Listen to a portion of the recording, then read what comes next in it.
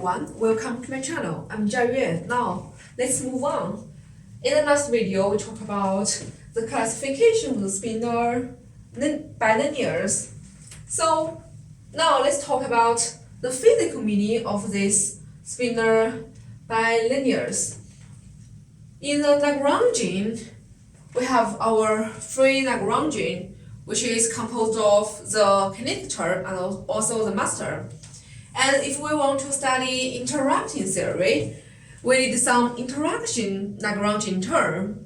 And these are all responsible, not all responsible, these are all related to some interacting series.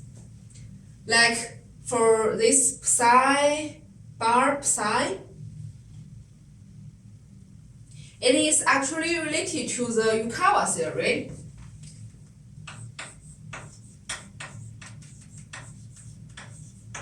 For Yukawa theory, the interaction Lagrangian term, we have a scalar field phi and psi bar psi. And for the second term, psi bar gamma mu psi, it is related to QED, quantum electron dynamics, and also QCD, which is responsible for the strong interaction. And this term, psi bar J mu psi, actually it is consistent of noun,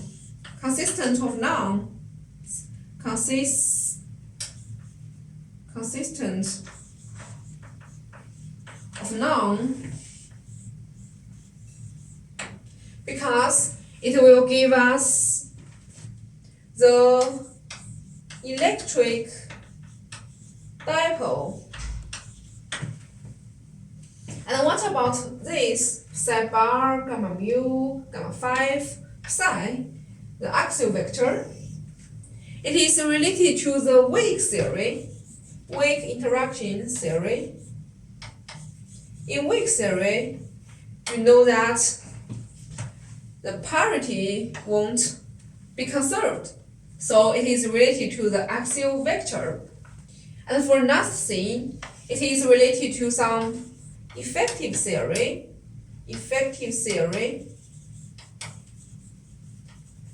of nuclear interaction. So these are some interaction Lagrangian terms that we needed in this series. So now let's study QED. This is the most important thing in this video. We see that it is related to QED. So the interaction term may look like psi bar gamma mu psi. But we want to make it Lorentz invariant. We need to have something also related to photon, because QED means that it is an interacting theory between photons and our fermions. So we may introduce A mu here. A mu is a vector potential. It's a 4 potential. It is just the gauge potential in the Maxwell theory. And F equals to dA. So the interaction term can have some expression like this.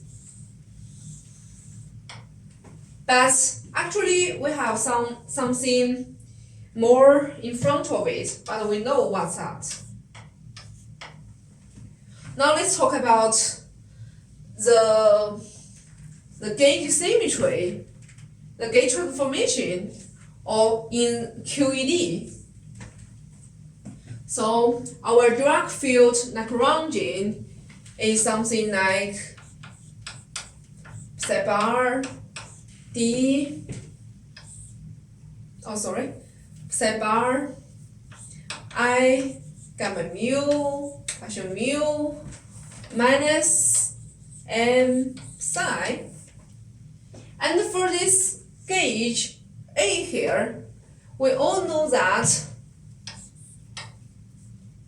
it has a gauge redundancy. We can let it have a gauge transformation, like A mu becomes A mu plus something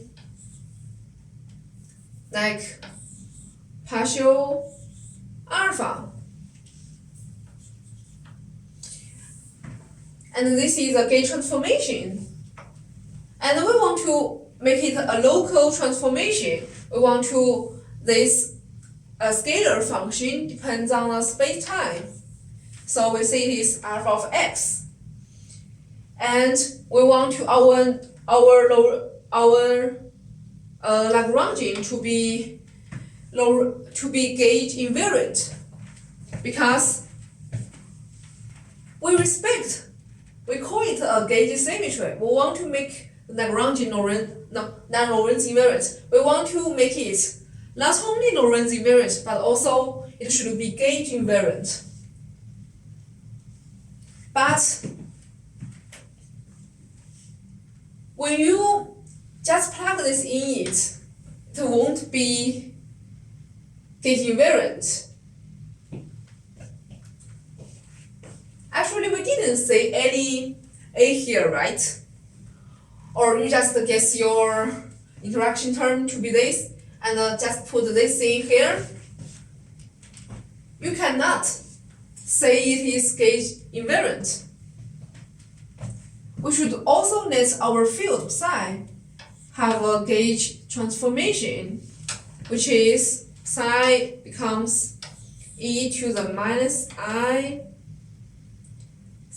some q alpha of x and if we introduce a new partial derivative, we make it a covariant derivative. We let d mu, the covariant derivative, equals to partial mu plus I q A mu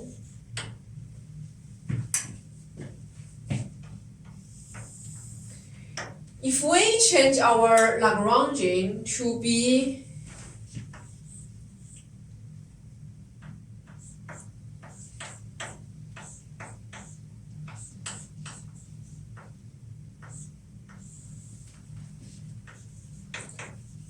something like this, we can say that after this gauge transformation, it will become gauge invariant. And from this, we can also read the interaction term. It is just, first we have the partial here, so it's our original direct Lagrangian plus something like I and I here becomes minus 1, so we have minus and psi bar q gamma mu A mu psi. So this term is really like this term, right? But we only add a minus q here.